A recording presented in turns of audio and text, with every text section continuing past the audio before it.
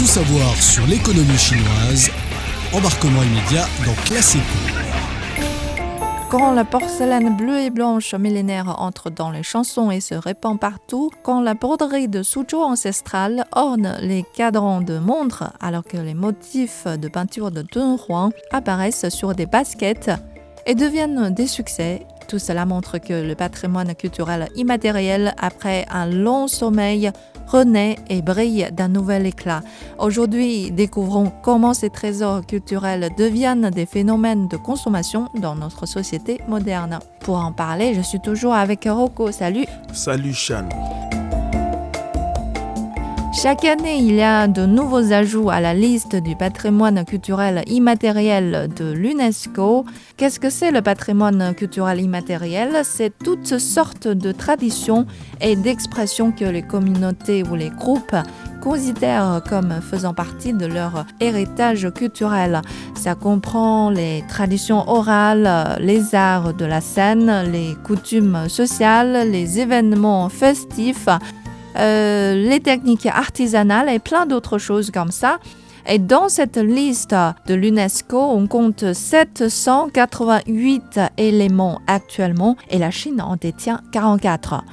Dans quelques jours, la fête des bateaux dragons sera célébrée. Donc, c'est le premier festival traditionnel chinois à être inscrit au patrimoine culturel immatériel mondial. Et l'un de ces traditions, c'est juste de porter des sachets parfumés.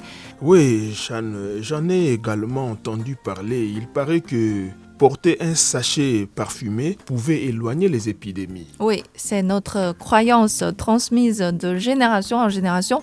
Et aujourd'hui, on a vraiment travaillé sur les ingrédients des sachets parfumés pour attirer les gens à les acheter. La province du Gansu est l'une des principales productrices de plantes médicinales en Chine. Cette année, leur hôpital de médecine traditionnelle chinoise a développé une trentaine de variétés de sachets parfumés à base de plantes médicinales. Donc, je ne vais pas lister les noms de ces plantes car franchement, c'est difficile à retenir, mais je peux dire ce qu'ils font, ces plantes, ces sachets. Ils peuvent calmer les esprits, éloigner les moustiques et les insectes, prévenir les rhumes et même aider à soulager le rhume des foins. Oui, des vertus thérapeutiques. Et c'est magique. J'imagine qu'on peut les accrocher dans la maison, dans les placards, dans la voiture et j'en passe. Oui, aussi, vous pouvez les attacher à votre sac à dos ou les utiliser comme porte-clés puisque ces sachets sont vraiment très jolis.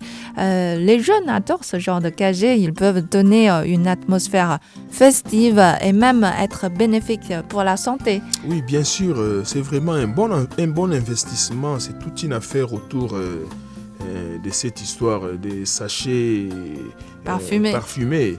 Il paraît que ces objets sont en rupture de stock pour le moment. Et ce n'est pas seulement dans les régions productrices de plantes médicinales qu'on porte des sachets parfumés.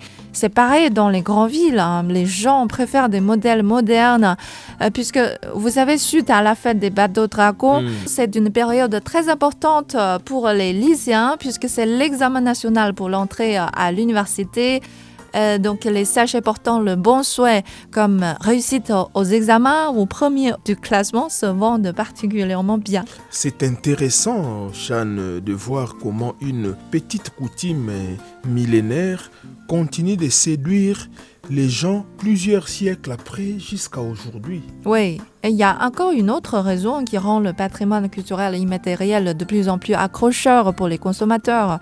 C'est qu'on peut maintenant vivre l'expérience de la fabrication de ces artisanats nous-mêmes. Donc, ça veut dire qu'on peut créer nos propres produits sous la direction d'un prof. J'ai cherché en ligne et trouvé au moins des centaines de boutiques à Pékin qui proposent des ateliers de patrimoine artisanal. On peut essayer par exemple de faire de l'émaillage cloisonné, des éventails laqués, des sacs parfumés, des broches en nacre et plein d'autres choses.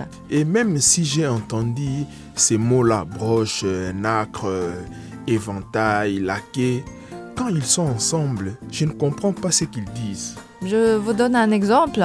Les éventails laqués, cela a super bien marché depuis l'été dernier. Pour le faire, vous préparez un bocal d'eau, vous mélangez le vernis comme vous voulez et puis vous plongez doucement la surface de l'éventail dans l'eau et hop, les couleurs apparaissent sur l'éventail. Très bien. Et la façon dont vous mélangez le vernis, les proportions et comment vous plongez l'éventail dans l'eau et même la forme de l'éventail, tout ça influence le résultat final. Oui, c'est un véritable travail d'artiste et c'est fascinant. Même en utilisant les mêmes couleurs et les mêmes méthodes de fabrication, on ne peut pas obtenir deux œuvres complètement identiques.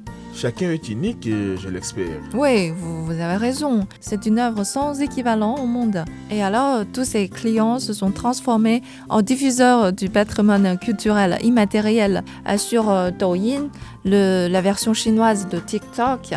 Le nombre de publications sur les éventails laqués a augmenté de plus de 300 fois.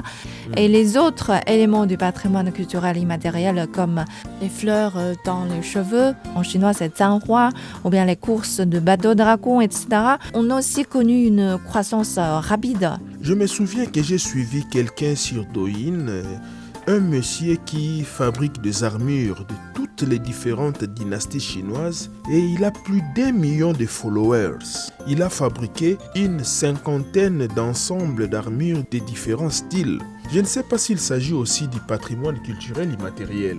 Évidemment que oui, puisque tant qu'on a développé une compétence unique qui peut être transmise longtemps, ça devrait être considéré comme un patrimoine culturel immatériel. J'imagine que les armures qu'il fabrique devraient toutes avoir une histoire de plusieurs centaines, voire plusieurs milliers d'années. Et cette compétence doit certainement être très technique. Il doit coudre les plaques d'armure tressées avec des cordes en cuir. J'ai vu que certaines armures avaient des ornements comme des lions sur les épaules ou la taille. Donc c'est une grande sophistication technique. Oui, c'est un travail manuel très très très minutieux. Et il faut avoir de l'art en soi. Et vous voyez, c'est pourquoi même ces armures se vendent assez cher. On parle autour de 20 000 yuan. C'est un bon business. Oui, voilà. Ces projets de patrimoine culturel immatériel ont ouvert effectivement de larges portes à l'entrepreneuriat. Les jeunes, par exemple, ils se lancent maintenant dans l'entrepreneuriat en s'inspirant des techniques traditionnelles, des arts plastiques, puisque ces deux domaines sont moins limités par les contraintes géographiques ou familiales. Donc tout le monde peut, avec quelques efforts, peut les maîtriser.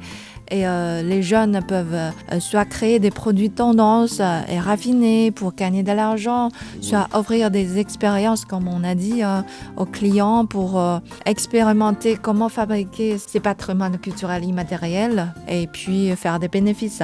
Oui, et ça rapporte beaucoup d'argent parce qu'il y a beaucoup de gens qui sont attirés par ces genres d'ouvrages. Oui, puisque faire ce genre d'œuvre artistique, ça demande la concentration. Ça peut aussi nous aider à se libérer de la pression du travail. Oui, bien sûr, bien sûr. Et ceux qui les achètent, ça leur procure beaucoup de bonheur. Et derrière ça, il y a toujours une histoire très intéressante. Et transformer une partie du patrimoine culturel immatériel en produit de consommation rapide, Shan, peut également favoriser la propagation de ces cultures immatérielles. Tout à fait. C'est un point important à signaler. Donc ces patrimoines ne restent plus qu'au musée. Ils entrent vraiment dans notre vie quotidienne. Donc vous pouvez aussi fouiller un peu autour de vous pour trouver des compétences traditionnelles intéressantes ou bien tenter de développer une technique manuelle sophistiquée vous-même. Avec un peu d'exercice, oui. On va s'y mettre. Peut-être, qui sait, dans quelques siècles, cette technique que vous développez, ça pourrait devenir un patrimoine culturel immatériel. Voilà, c'est tout pour l'émission d'aujourd'hui. Merci de l'avoir suivi. À la prochaine.